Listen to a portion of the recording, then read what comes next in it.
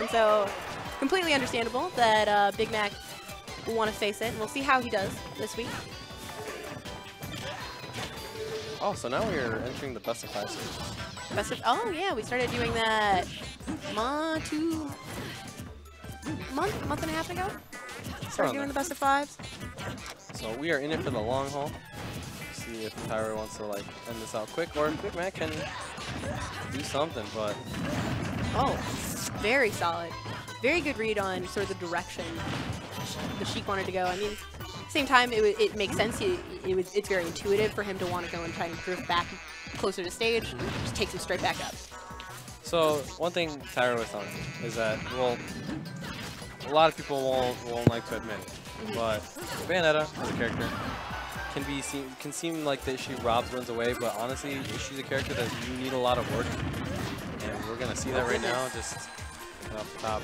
But see, in order for that to happen, there's a ginormous flow chart. Yeah. From what Tyroy tells me, is a ginormous flow chart of what happens between following DI, where they're going, what move you started off with, where it's like, this flow chart starts with, how did she get hit? And then it just goes off from there, and it is a huge flow because there's a lot of things that you can do. He's very technical as a player. Like, having spoken to him, he has a very good knowledge. Again, he has like the flow chart. It's sort of like all of his different options, and he has all of them just kind of like committed to memory. And it's why you see a lot of success. But Big Mac knowing how to take out a stock, because it was up air. Very solid there. Big Mac has also been very good at like learning how to SDI, because like when he gets caught in bail combos, and you like see his controller, he just wails at it. Goes for it. So this is Big Mac not failing against the pressure and doing very well for himself. I would say it was actually a pretty even game. Oh yeah, I would. Right now, there was just sort of a minute there where both of them were kind of just dashing back and forth, trying to figure out what the plan was for the other. Tyroy catching up to Joe. Yeah, I think he closed that distance. Like, during that dash back and forth, I think that Tyroy just kind of had a plan a little bit faster. I mean, like, that's what makes Tyroy just like super good. I would say is that his reaction time is like super on point, and he knows where to hit and like generally where a character is going. So like at their DM essentially, but like he just kind of knows those options, and it because he does it like so quickly, it works for him. And combining that with Bayo, it's just like works very well for him. Oh, works very well. But and that was excellent, getting out of potentially very long strong combo.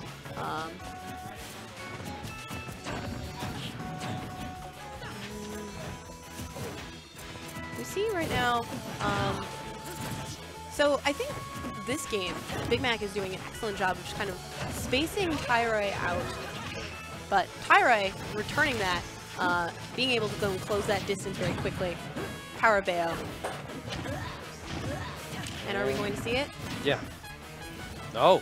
No, we don't. Quick air dodge. The air dodge. So, but Big Mac is like responding really, really well to the aggression, and like kind of ooh, and the footstool to top it off.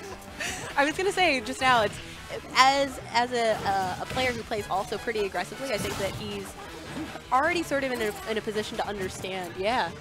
What's wrong?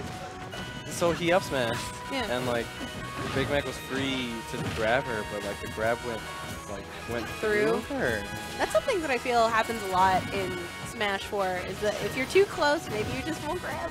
Who knows? Who knows? That could just be me Johnning for myself. But I mean, again, the same thing happens where Big Mac feels like he might be stuck in one of those Bayo situations and just gets a very well-timed air dodge. But it's a nice rebuttal kill with down tilt back air. But like I said, so I believe that Big Mac wants to counter Tyroy's aggression with his own. So it's like literally playing fire with fire. So we'll see how this works out. I mean, like, Big Mac's doing very well for himself, and he's holding his own. He is just trying his hardest, and you can see where he's kind of learning that matchup. Words. Well, I would say right now, you see a lot of Big Mac kind of waiting. He's baiting it out. So he'll run to one side, kind of wait there with needles, and then just kind of go in. And we were seeing Tyroy do the same thing, but I think right now Big Mac definitely has the pace of the game kind of in his favor, and you can see that. Like, Tyroy is kind of pondering, like, from what direction Big Mac isn't going to be expecting it. And, oh, goodness. See, just kind of instantaneous, but...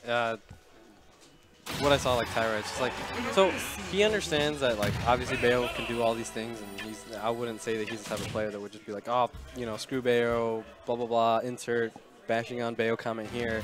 But, like, he had a face, and he just kind of did, like, that darn type thing, where it's like, oh, darn, like, I shouldn't have done that. So he had that aggression for most of that stock.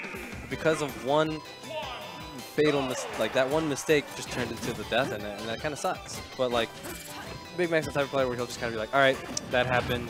Let's not do that option again. I died from it. You know, let's get back into it. He's pretty resilient. Oh, yeah. And resilient mental game is half the battle, for sure. But, like, he's camping very well. Absolutely. Very, very well. I mean, he's been doing a lot more camping with the needles, getting a lot more early percent so that he can utilize that later on when he does want to go in and be aggressive. And, like, this is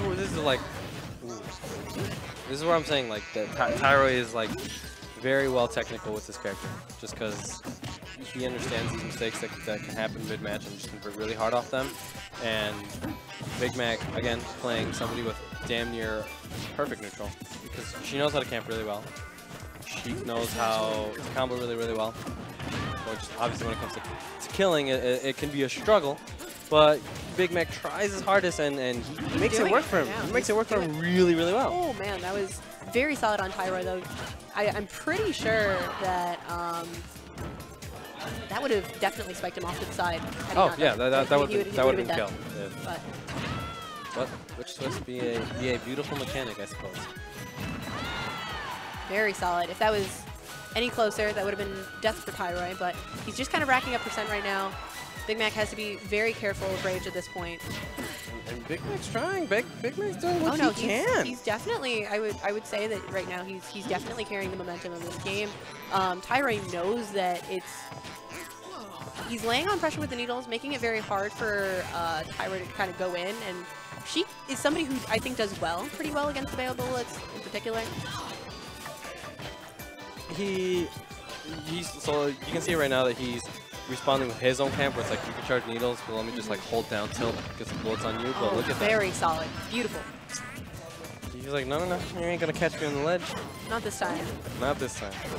And I mean, Big Mac is very good at utilizing the up air from Sheik. Oh yeah. Very good. Very good. I find it a little difficult to land sometimes. Again, Sheik having a hard time. After a while. After a while, that up air becomes a 50-50. But like he knows when to land it. Like if they're gonna air dodge or if they're not. Like he'll just pull out that aggression. I mean, we saw it again there. Right now though, Tyroy kind of has Big Mac on the ropes, but I mean he's also dealing with very high percent himself, which was able to go and get him out of another potential kill for Big Mac. And we have Big Mac just kind of sitting by the ledge, both of them just kind of waiting it out, I think taking a quick breath. Ooh.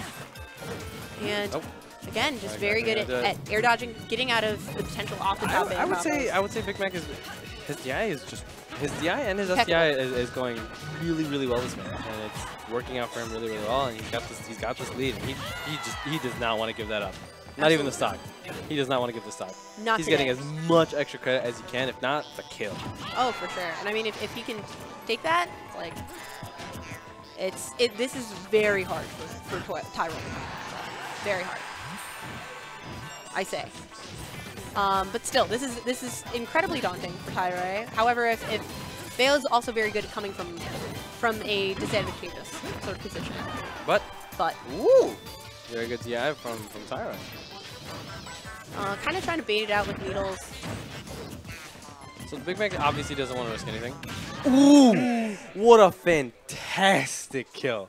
A fantastic kill coming from Big Mac, reading the air dodge, and was just like, you know what? I'm gonna up air. Beautiful. Let me do my vanish instead. That was actually very solid. It was a mix up. It was very creative. Creative. A man who obviously knows his character and knows that everything else that he had been doing that game wouldn't lead Tyroy to believe that that was an option he was going to go for. So, very solid. Well done, Big Mac. This is why I really like watching Big Mac, and obviously big props to him for going to Hyrule Saga and representing Chicago, because like if it's anybody's going to rock Chicago well at that tournament in terms of like playing Legend of Zelda characters, definitely be Big Mac for sure. Oh, definitely.